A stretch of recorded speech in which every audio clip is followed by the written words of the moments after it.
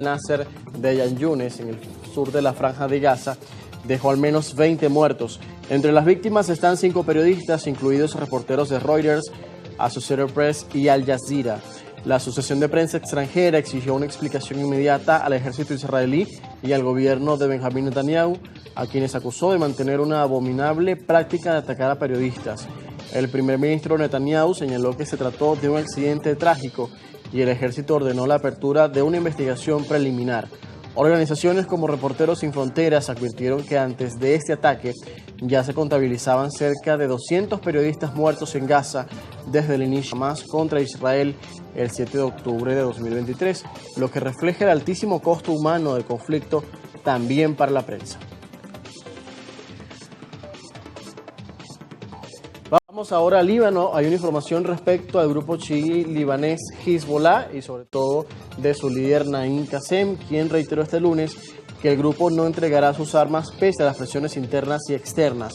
En un mensaje televisado rechazó cualquier intento de desarme como una amenaza a su propia existencia.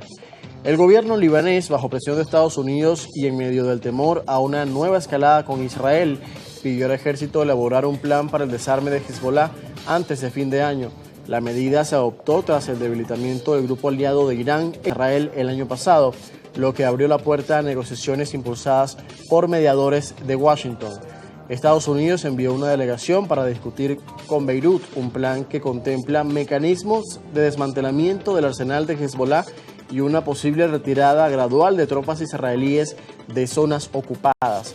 El primer ministro israelí Benjamín Netanyahu aseguró que Tel Aviv apoyaría los esfuerzos libaneses si se concreta el proceso de desarme.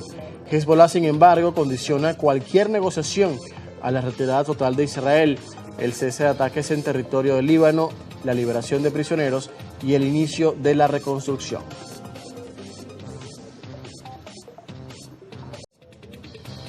Vamos ahora a Estados Unidos. El presidente Donald Trump insinuó este lunes que se reunirá muy pronto con el líder norcoreano Kim Jong-un, con quien mantuvo varios encuentros en su primera presidencia. Kim Jong-un, nos reuniremos en algún momento, de hecho lo espero con interés, pero ¿se han dado cuenta de que desde que asumí el cargo no han tenido ningún problema con él? Prueba muchos cohetes, tiene una gran capacidad, eso hay que reconocerlo.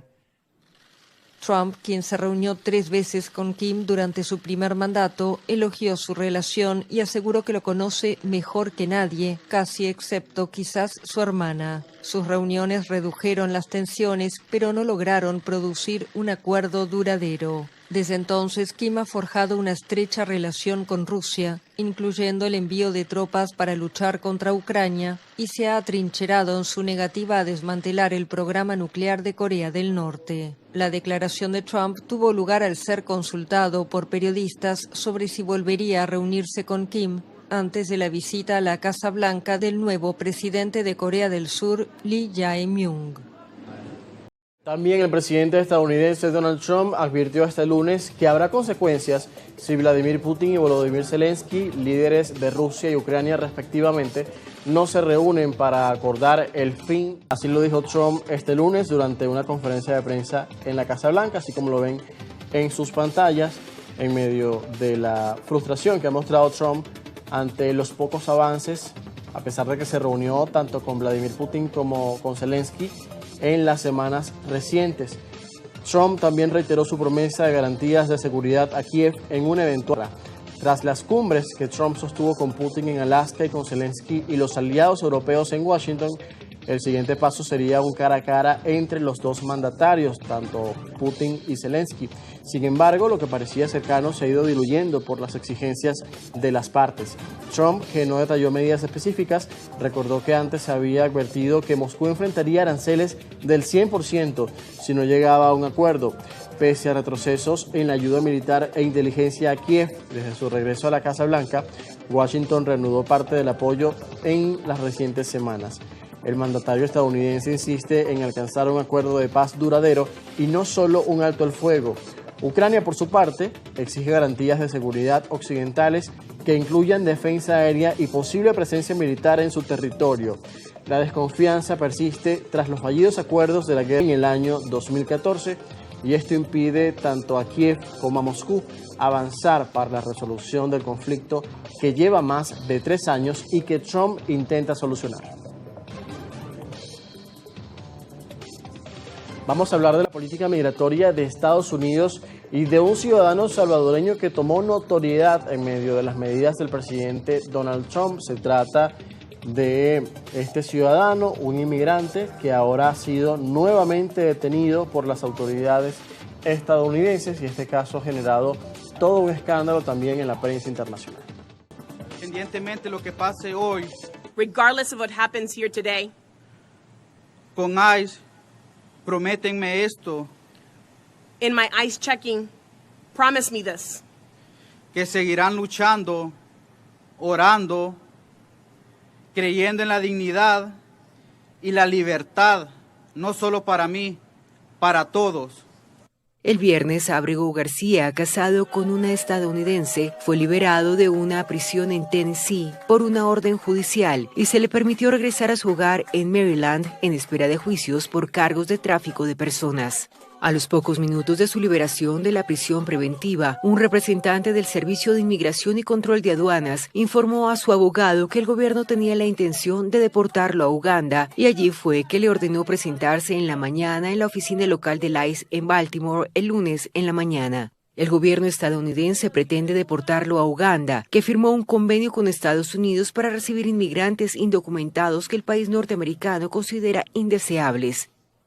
Como le había advertido, el lunes fue detenido en su cita de registro con las autoridades migratorias. Nuestra comunidad nos respalda y al final se va a hacer justicia. El amor y la familia triunfará. El jueves, cuando se confirmó que Ábrego García sería liberado al día siguiente, funcionarios del gobierno le ofrecieron declararse culpable de los cargos de tráfico de personas a cambio de ser deportado a Costa Rica, pero rechazó la oferta. El gobierno respondió de inmediato con indignación de la negativa, según sus abogados. Los defensores han argumentado que se trata de un intento vengativo de castigarlo por impugnar su deportación inicial a El Salvador, pero los tribunales desestimaron el caso. La Casa Blanca lo describió la semana pasada como un criminal extranjero ilegal, golpeador de mujeres y miembro de la pandilla MS-13. Ábrego García niega haber cometido cualquier delito. El intento de deportar a García a la lejana Uganda, en África Oriental, añade un giro dramático a este caso que se ha convertido en emblemático del combate de Trump contra la inmigración ilegal y, según sus críticos, de sus violaciones a las leyes. Y Bolivia va a celebrar elecciones presidenciales el próximo 19 de octubre en segunda vuelta. Jorge Tuco Quiroga es uno de los candidatos que resalta y que además logró avanzar en esa primera votación que se realizó pocos días atrás. Tenemos una declaración de él que recientemente ofreció una entrevista a la agencia France Press, a quienes aseguró que va a exigir frenar los contratos que el gobierno saliente negoció con China y Rusia. Cursos de litio que están en fase de aprobación en el Congreso. A la comunidad internacional les decimos, conmigo Bolivia va a tener leyes sectoriales, tratados de protección de inversión, tratados de libre comercio con los que quieran hacerlo, Europa, Corea, China, Japón, los que quieran hacerlos. Estados Unidos no creo en libre comercio, digo, por la posición tarifaria, y encima de eso, la protección multilateral. Bolivia firmó en 2024 un contrato con la rusa Uranium One para construir una planta con capacidad para extraer 14.000 toneladas anuales. También suscribió un acuerdo con la subsidiaria de la China, CATL, considerada la mayor productora mundial de baterías, para montar 2 puntos de producción que suman 35.000 toneladas. Los contratos, que alcanzan un total de $2.000 millones, se encuentran en el Parlamento para su aprobación, pero la mayoría oficialista está dividida entre los seguidores del presidente Luis Arce y los de Evo Morales. En el criterio de Quiroga, la selección de las 2 empresas extranjeras se hizo a espaldas del departamento de Potosí, donde se ubica el Salar de Uyuni, la mayor reserva de litio, un mineral clave en la transición hacia energías limpias. Bolivia asegura tener los mayores recursos de litio del mundo, con 23 millones de toneladas descubiertas, pero la cantidad de reservas extraíbles no ha sido anunciada de manera oficial. Hay que reestructurar la deuda cara y corrupta, hacer un programa internacional de inyección de $12.000 millones para balanza de pagos, con todos los organismos de los cuales somos socios, y esa es la única verdad: bajar los impuestos, reducir el impuesto a utilidades y el de remisión a utilidades, crear ese shock de inversión que traen dólares, te genera producción exportable. Quiroga, quien ya gobernó el país entre 2001 y 2002, se medirá en balotaje el 19 de octubre con el centroderechista Rodrigo Paz.